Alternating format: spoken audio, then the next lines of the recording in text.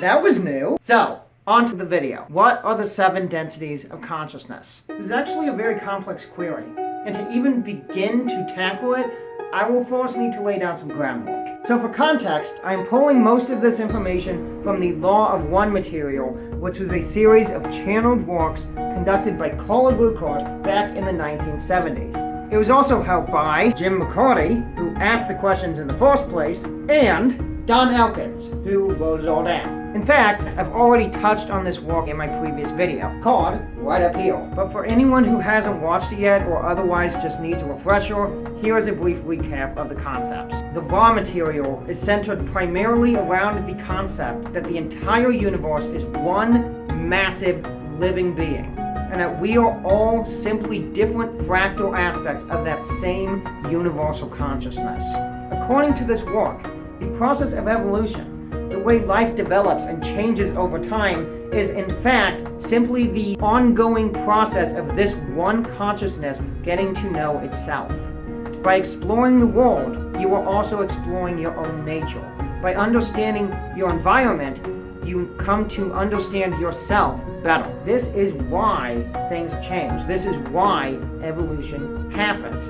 It's because the more experiences you have, the more you know yourself. And according to this work, the ongoing process of life development can be broken up into 7 smaller subsections of complexity, which Ra calls densities. And these densities roughly follow the progress of the 7 chakras in our bodies. Now, for anyone who missed that video or is otherwise unfamiliar with the concept, the 7 chakras can roughly be laid out as follows. The root chakra, the red one, deals with pure survival and trying to not die. The sacral chakra, the orange one, is all about seeking out pleasure and avoiding pain. The yellow chakra, the solar plexus, is all about self-awareness and willpower. The green chakra, the heart, is the one I would consider to be the most important.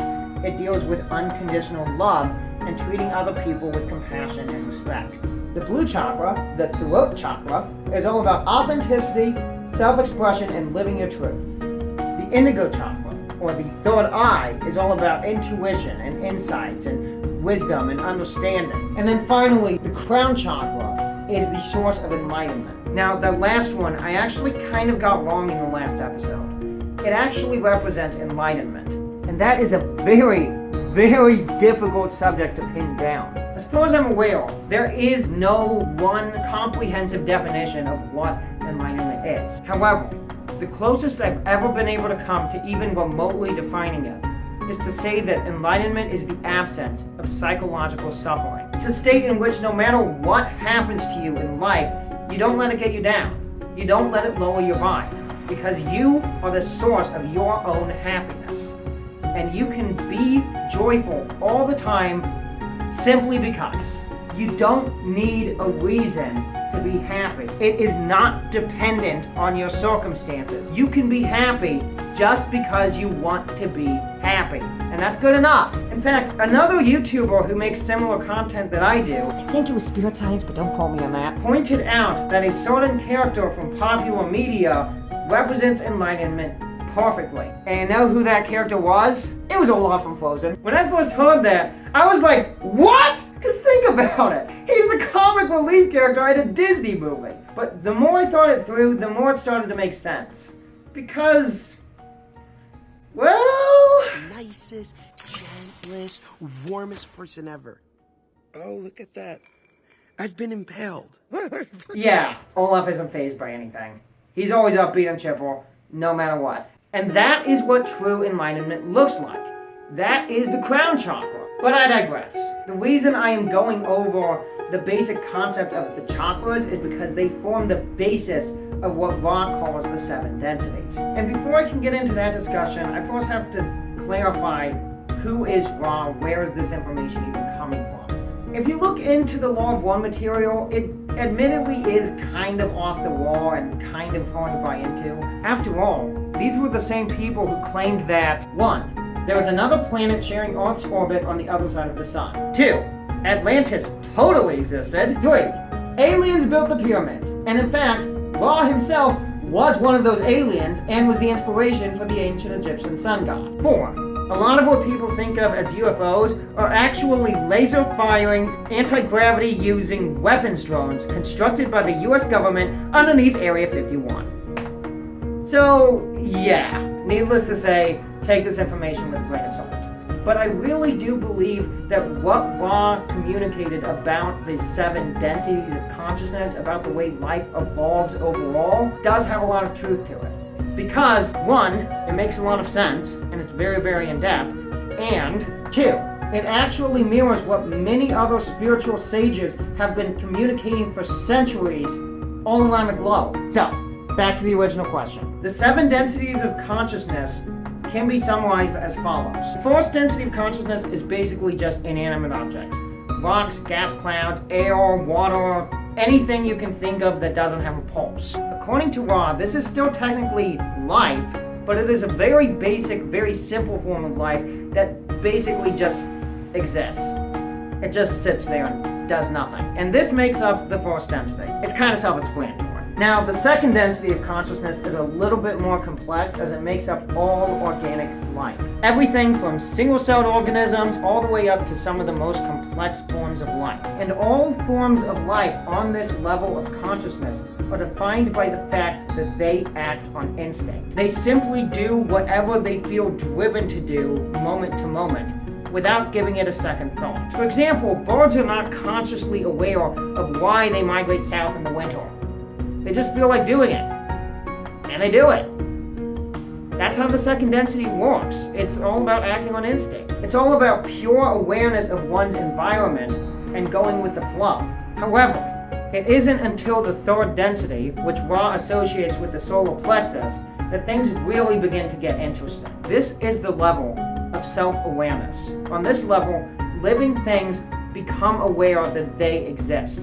They've always known that they existed, but suddenly they become an object to themselves. This is the level where you begin to think of yourself as a person. Instead of simply knowing they exist and acting from there, as is the case in second density, in the third density, beings can really question what they're doing. They can really think it through intellectually, which wasn't really an option up until this point. And another defining characteristic of the third density is what Ra calls the veil of forgetting. On this level, individuals forget that they are eternal spiritual beings on an evolutionary journey.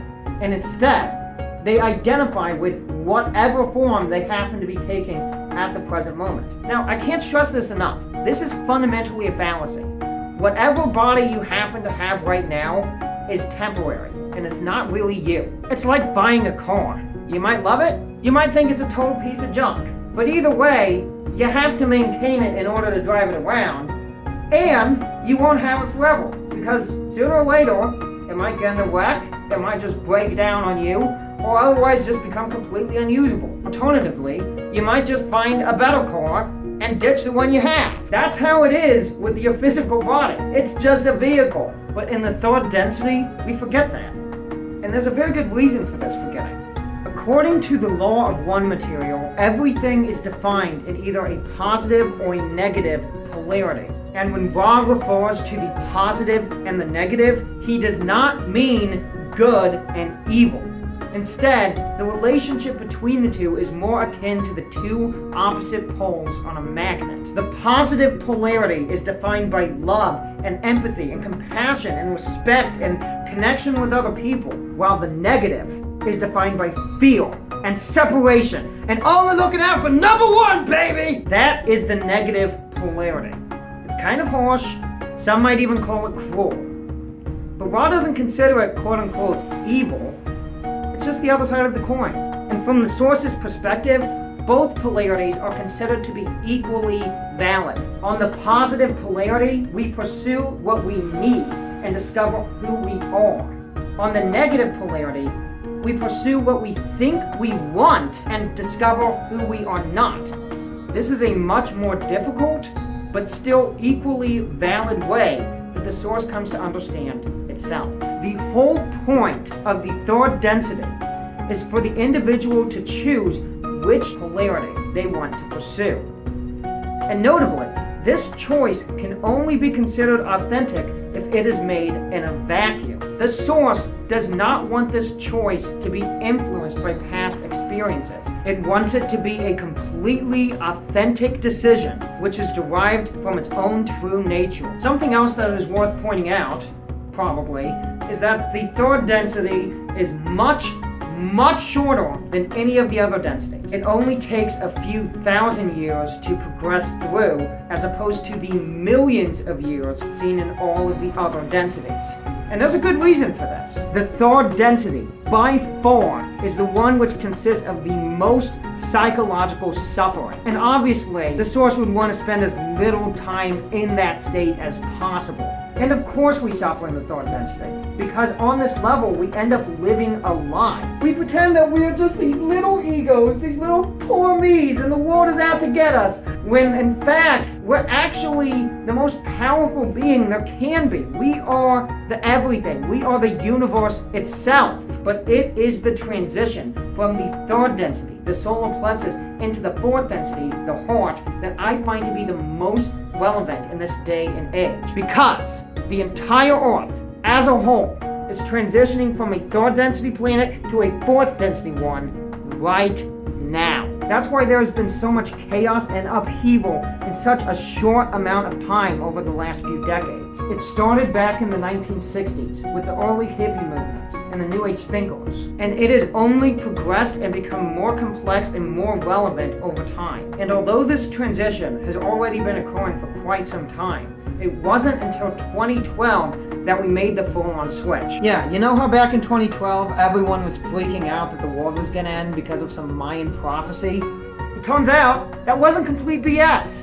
It was just a misunderstanding. What the Mayans actually predicted was not that the world would end in 2012, but instead that we would transition into a new era. And the only reason it seemed that nothing happened that year was because the end of 2012 only got the ball rolling. But it hasn't truly started to pick up speed until right now, in 2020. And oh boy, what a year it has been! But that is a discussion for another video. I do have one plan in which I will go way more in depth on the topic of all the craziness that's happened this year, but suffice it to say for now that it is vitally important that we understand what the fourth density is and why we need to incorporate aspects of it into our own lives. In the fourth density, we begin to remember that we are eternal spiritual beings on an evolutionary journey. In fact, even think about the word remember itself. Remember. Remembering again, bringing various aspects which were once segregated back together. The reason that we forget who we are is so that we can then remember who we are. You are not a human being with a soul. You are a soul living a temporary human experience. And remembering this crucial fact is what the fourth density is all about. For the past few thousand years, we have torn ourselves apart and destroyed this planet. And now, going into the fourth density, we have an opportunity to understand the pain and suffering which we have inflicted on ourselves and heal those old emotional wounds. We can restore the peace and natural harmony which we once possessed back in the second density, except that now that peace would be accompanied by a greater sense of self-awareness. The fourth density is love and peace and harmony with nature. I would say that it's similar to the stereotypical hippie, but really it is more akin to figures such as Mother Teresa or Gandhi, or even Jesus himself. These amazing individuals who dedicated their lives to doing everything they could to make the lives of those around them just a little bit less awful, or a lot of it. It really varied from one person to the next. And the amazing thing is that we are slowly transitioning into a world where everyone will take after the big J-Man himself in their own unique ways. And that is very good news, which I would love to go into much more depth on. However, considering the absolute behemoth that was my previous video, I believe it may be for the best to end the discussion right here and continue it in a part 2 in the next few days. For now, I simply leave you with this. I wish you well, my friends, and may peace and love flow through you always.